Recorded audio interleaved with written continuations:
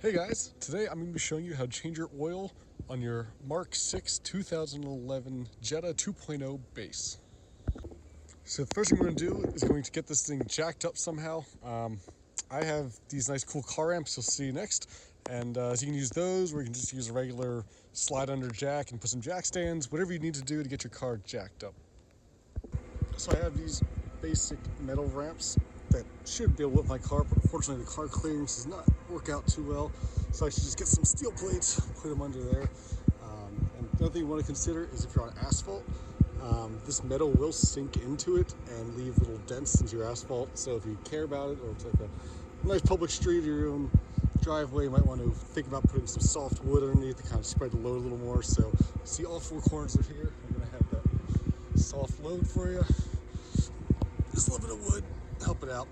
Now it's the sketchy part where I just make sure everything's all completely lined up and throw it in drive and slowly roll up these ramps.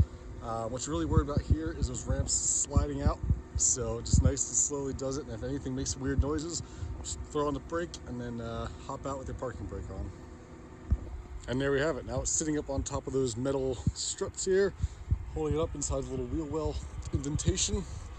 Both sides, looking good. So I'm going to make sure I have my parking brake on in there, which it is, and I'm going to go grab some bricks just to chalk the back wheels as well, front and back, to make sure it doesn't roll either way. For some reason that brake decides to fail on me. It's not the biggest in the world, but just enough. I mean, it'd take a lot of force to get over both of these bricks, so just makes it feel a little bit better. What we do now is I'm going to pop the hood here. Not really required yet, but get some nice light down into the engine bay so you can actually see what you're doing down there.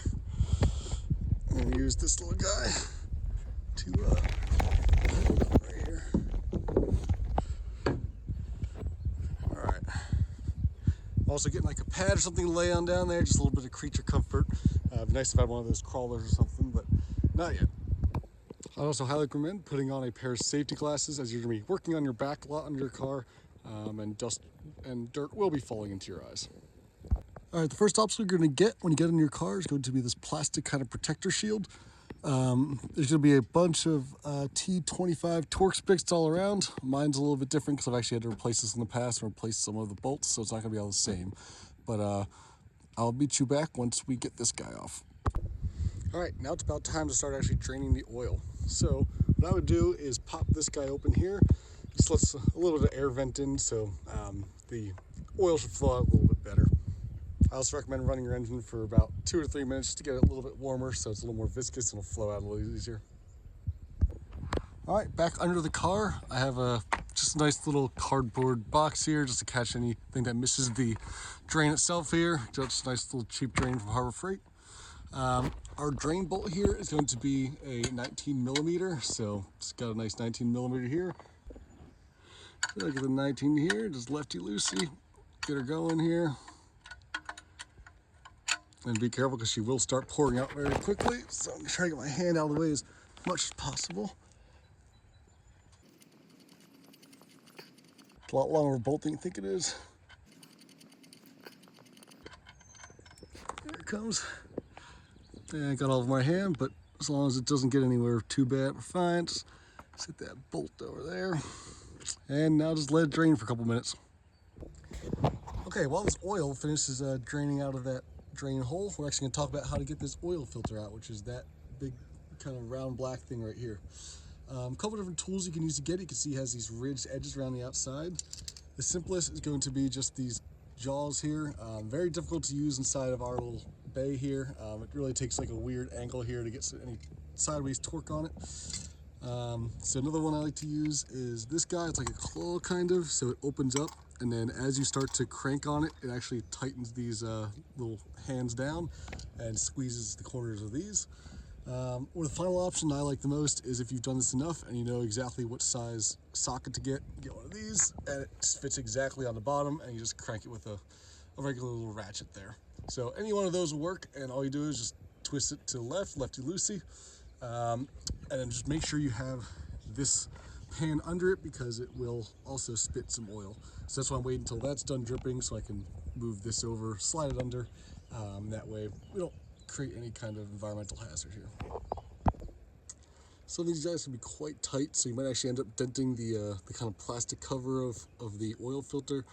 That's okay, as these are replaceable, these are not reusable. I know my Golf over here does actually have a reusable one, so you cannot crack the outside, but these guys won't have to worry too much about. So just get it cranking here, just lefty loosey, and I can feel it get loose here. Just once it's hand loose, that's when I'll just kind of take all my tools off here and finish the job. It's probably gonna start pouring oil all over me. And I'm missing the container a little bit. And there we go, start to come out. And finish the job here. Sorry to grab a paper towel, get a little messy there. And voila. What you want to do is just pour all this into here, and most are going to have this little built-in notch, so you can actually set that hole right onto that notch, leave it upside down, let it finish draining. There we go. All right, it's just been draining for a good 5 minutes now, and just a slow trickle at this point. So now what I'm going to do is I'm going to reinsert the drain plug here. I'm going to hand tighten it first, and I'll tighten it down with the 19mm again. Doesn't have to be too tight. I mean, you see how long this bolt is. It's pretty solid here. So let's do that. Pretty tight with my hand there, and then just grab my wrench real quick. Give another little bit of turn here, not too much. And bam, now that's reinstalled. I'll just give it one last wipe to make sure the plug is empty. No grease or oil on it there. All right, here I got my car oil and its new filter. So I'm running a Volkswagen European car. It's going to be the European formula. Make sure you're 5/840 here. That's what your car takes if it says something else. But this is what AutoZone, when you plug in all your car specs, it pops out. That's what I've been using for a while here. Got my extended life filter as well. So time to replace these. So what we're going to do is I'm actually going to use some oil here and prime the inside of this. That way when I first start my car, I actually have a little bit of oil actually going through the filter here. Oops. Just a little bit in there. Fill up like halfway or so to be completely full, just enough that it's not dry. Also, what you want to do is just get a little bit on your finger and get this seal lubed up, so it's going to be a nice strong seal when you tie it in. All right, now I'm back under the car. I'll just take this up here and hand screw it into where I got the last one from. I just did also clean a bunch of residual oil around. See, I'm making a little mess already. Screw it in there.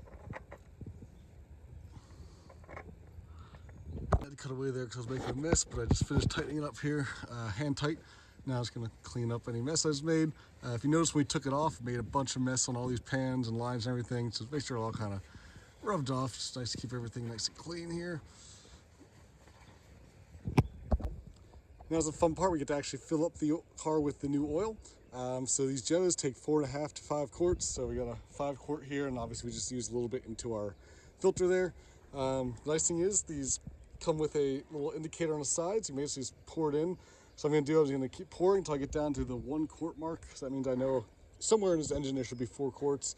Then I'll check the dipstick level to see how that works. So take this off. There's going to be that seal that I already took off earlier. And just start pouring.